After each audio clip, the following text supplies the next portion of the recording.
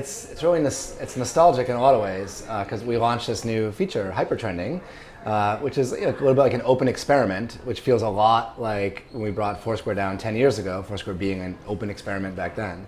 So it's cool just to kind of run around, get people's takes on it, reconnect with old friends. Yeah, and it's amazing, I think, the story of Foursquare, because I think everyone remembers you guys for the check-in craze, competing for mayorships. Was initially a very consumer-facing company, still has that element. Yeah. But you guys have done something remarkable that I'm not sure I've ever seen happen, which is you've taken a really consumer-facing business and successfully pivoted, in a sense, to being a B2B company. Yeah.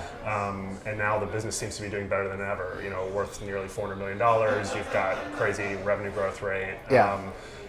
Walk us through what that's been like, because when did you know that was the direction you needed to go? We're 10 years in the company, probably like 5 years into it or so, we started to realize that like our success was not going to be tied to the consumer apps. Like we just weren't going to be one of these apps that 100 or 200 or 300 million people use. We kind of had this like epiphany moment as a company where it's like, if that's not the thing, what is it going to be? And we were then powering different apps using our API, and so we had this idea we should go out and actually charge the people that were using the API. When that started working, gave us some confidence that like actually there's probably a really big business to business model here. And that was about 5 years ago. That's when we brought in Jeff as a COO, who is now our CEO, and I handed the reins to him, knowing that like this is going to be a data-driven enterprise, like SaaS-based business. Like let's get this guy in here because he's very passionate, very smart about that space.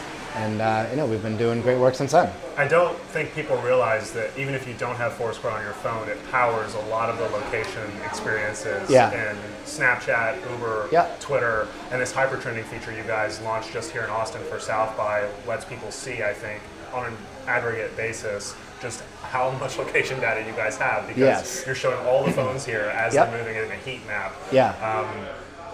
I think that's just remarkable that all of a sudden you guys are like this location membrane under all these apps. Did you envision getting to this point? We always, we used to talk about ourselves as like the location layer of the internet, and now we talk about the company now as a location technology platform. So like we actually have like a whole bunch of different products that different companies kind of reach into and pull out of the platforms. It's the API, it's the place database, it's the SDK that allows to do the real-time presence detection. And there's just so many apps using our products across so many different devices that it gives us a good sense of just the types of things that are happening in the world. And what you're seeing with the hypertrending demo that we rolled out here is just a visualization of like, well, what does it look like when you put all those dots on a map? And can that help you, look at Austin through a different light? Can it help you navigate the city in a different way? Does it tell you where you should go, tonight versus tomorrow, whatever? I mean, just trying to build interesting things off that data set.